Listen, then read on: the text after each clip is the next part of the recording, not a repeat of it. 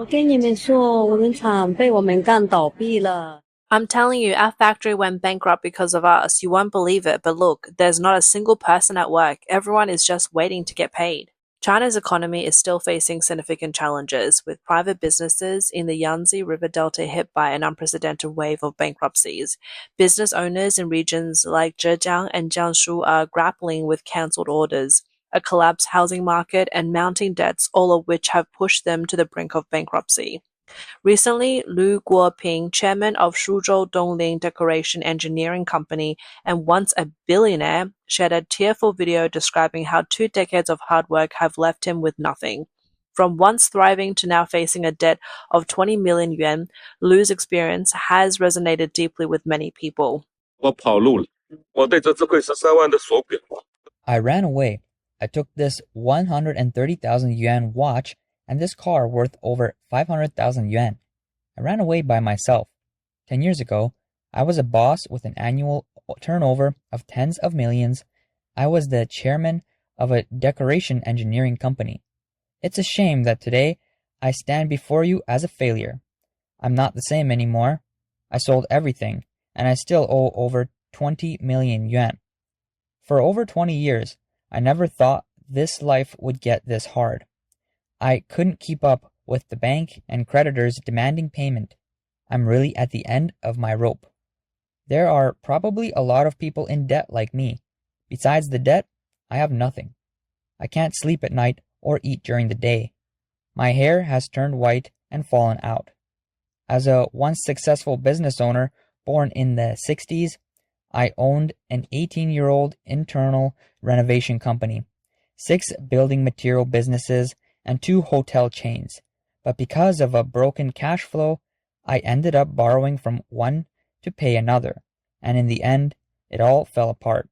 His experience has sparked widespread discussion online. In the comments, many people sympathize with Lu's situation. Some share that they too haven't secured any projects this year, feeling like the end was inevitable. Others said that running a business and living in China had both become extremely difficult, adding that they felt they were the last generation to face such struggles. But some commenters also encourage others to hang on and look forward to better times. A manufacturing company leader in Kunshan Yue Li said private businesses are collapsing like a domino effect, and pessimistically predicted that most companies won't survive the second half of the year, adding that factories, restaurants, and construction companies may not make it through the winter. Mr. Zhang, who works in foreign trade in Shenzhen, remarked, "I've been in foreign trade for 20 years and have never seen it this tough. It's harder now than when China opened up 30 years ago. The economic boom is over and the good days of Chinese people are over." One commenter pointed out that the most fatal issue is the inability to collect payment from projects. Clients delay payments for a year or more, cutting off cash flow. In this industry, the problem of triangular debt has become the norm. Without upfront payments, businesses can't survive. Another commenter added that this is just the beginning, with many industries facing a bleak future. Most are on the path of bankruptcy. 苏州的企业正在集体消失。苏州给我的印象起初就是 The business owners in Suzhou are disappearing. Suzhou used to be an industrial and manufacturing powerhouse. I lived there for 11 years and worked in finance for 10 years. Now, thousands of small and medium-sized businesses in Suzhou are struggling for their survival. I've never seen anything as tragic as this. Orders have plummeted by 60%, and we're not even talking about profits. Everything's a mess. There are all sorts of triangular debts between businesses. Collecting payments is almost impossible, and companies are running between courts and banks. What's worse is that 80% of the owner's credit is in shambles, like it's been hit by a Gatling gun full of holes. Banks are even starting to give out loans with bad terms. Some people are mortgaging their factories and homes to get cash. Even crazier, some are borrowing high-interest loans to pay their employees. Many desperate bosses are crying quietly in the middle of the night when no one is watching. All those years of hard work, and now it feels like we're heading back to poverty, even worse than workers. This is not an exaggeration. Orders are down, demand is down, labor costs are up, and competitors are lowering prices.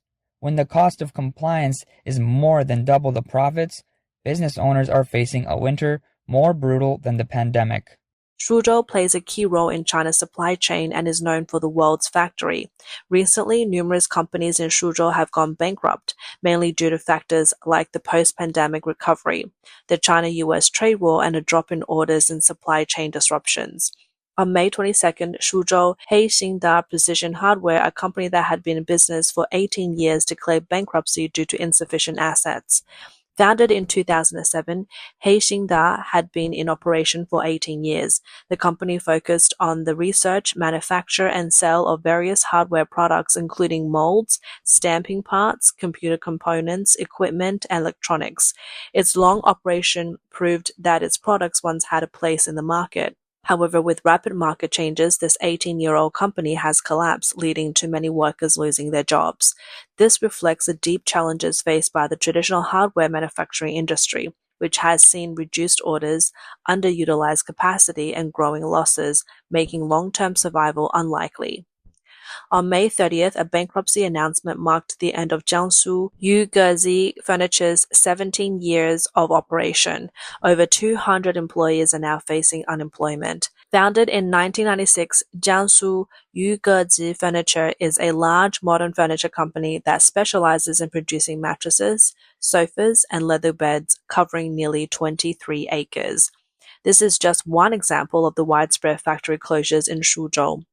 As the economic downturn continues, private businesses in China are being forced to compete on price, leading to shrinking profits and in some cases operating at a loss. If this trend continues, it will be difficult for many companies to survive. 我终于倒闭了，就是这家店，开业了6个多月。 It's finally over. This shop has been open for more than 6 months, and now we're facing losses of 5 to 600,000 yuan. Today's meal is our farewell meal. After this, the sign will come down, and all employees will go home. I invested over 1 million yuan to open this shop, and to be honest, it was all borrowed. Now, I have no money to pay the employees, no money to cover the rent. I'm now middle-aged, with mounting debt. I've truly become a millionaire debtor. Everyone's here, right? Let's go. After this drink, we'll officially part ways. We've been together this long. There were tears, laughter, and exhaustion. I'm really grateful for everyone's support during these months. I wish you all the best in your new jobs. Let's drink to that. I'm Yang Peng. I've been in the restaurant business for over 20 years, and now my second restaurant in Linyi has been losing money for more than 5 months. I can't bear the pressure anymore. I've had to borrow money to make do. I've tried to save the business over and over again. Today I finally can't hold on any longer. The repeated failures and financial pressure have completely crushed me. To all the restaurant owners, I'm sorry, but I'm leaving. I really can't handle it anymore. Today, May 31st, 2025, marks the official closure of my breakfast shop, which I've been running for more than a year. I'm recording this video to mark my failure. I wanted to keep going just like everyone else, but unfortunately, my resources don't allow it. I had the same thoughts as many of you. Next month will be better, but I was wrong again. I opened this shop thinking it would improve my family's life, but instead it made things worse. I used to drive an Audi. Now I'm driving a Yada. I don't have any success stories to share, just my failures to warn you. The reasons I failed are simple. First, people without real restaurant experience shouldn't open one. Second, choosing the right location is key. I hope everyone learns from this and chooses wisely. I'm done talking. There's nothing but pain and tears. The video has received 7,300 comments, many of which discuss the challenges of running a business.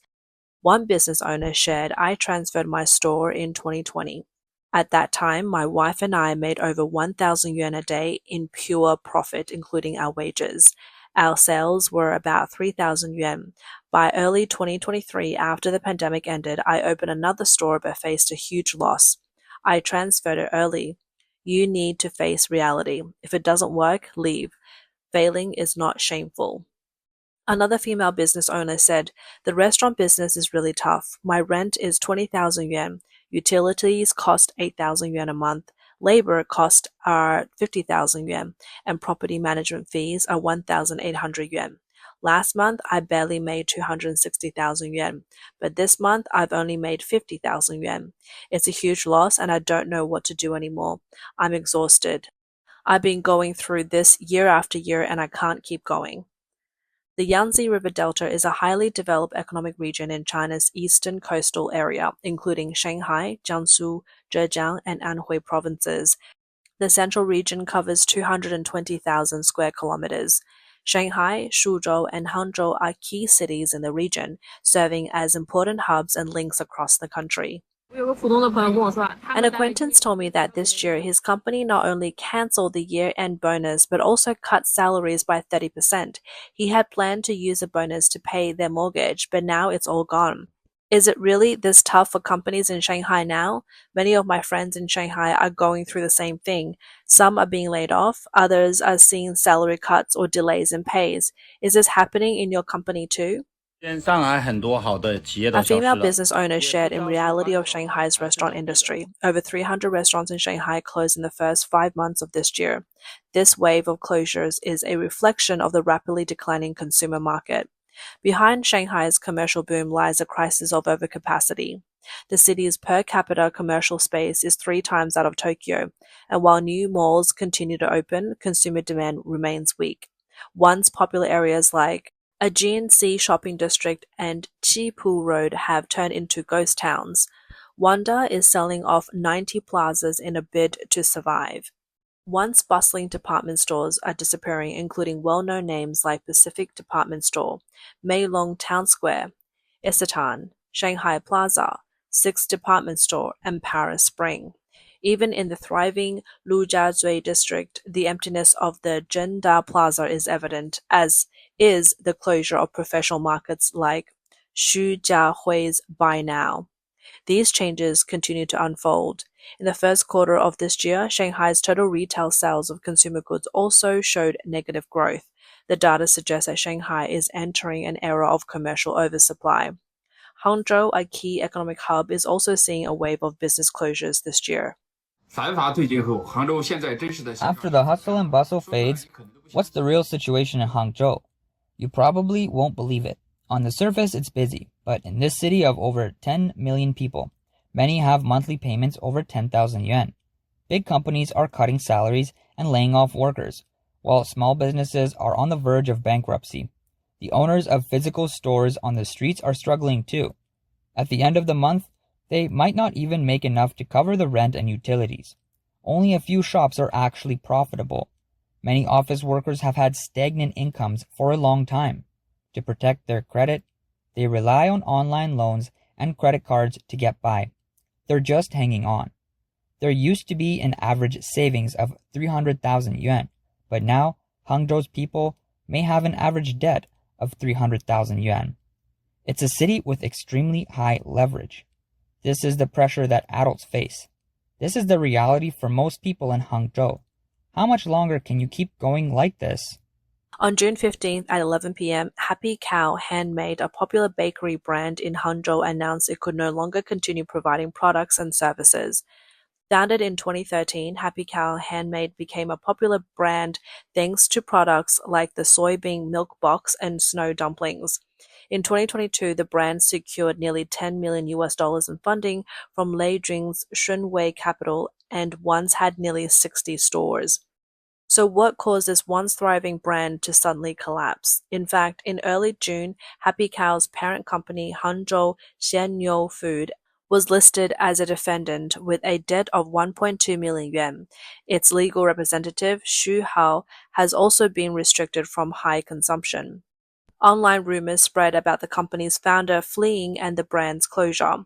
According to official information, Happy Cow Handmade still operates nearly 60 stores across Hangzhou, Jiaxing, Xiaoxing, Ningbo, and other cities, including the flagship store in Hangzhou Joy City.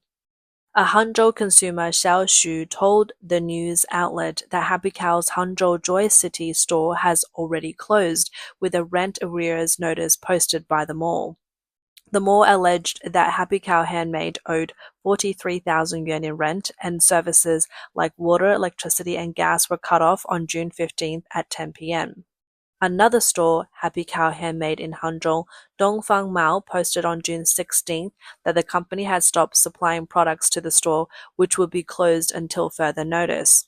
On June 17th, Zhu Zhiying, a furniture manufacturer in Hangzhou with over 10 years of experience, shared, "My factory has already shut down. We haven't had any orders for 3 months and the warehouse is full of goods. Rent still needs to be paid." She also runs a furniture export business primarily to the US, but now her orders have nearly disappeared. "My peers are either selling off stock or shutting down." Zhu also noted that the downturn in the furniture industry is closely tied to the construction sector. Housing prices have dropped 40 to 50% since 2016, and no one is buying land anymore. She has sent her children abroad and is considering whether to emigrate with her family. On June 17th, Zhejiang scholar Chang Kun spoke to Western media, stating that the Yangtze River Delta, once a key engine for China's manufacturing and exports, is now facing multiple pressures, including shrinking orders, weak consumer demand, and a broken real estate chain. More importantly, private companies lack confidence in the future and are unwilling to invest. This is not just an economic cycle issue, but a structural downturn caused by uncertainty in policies and the system. Chang added that private companies were once the driving force behind China's economic vitality, employing 80% of the population. With over 6 million university graduates unable to find jobs last year and 12.2 million more expected this year, these graduates will become a burden on society if private companies continue to close down, even posing potential risks to national security.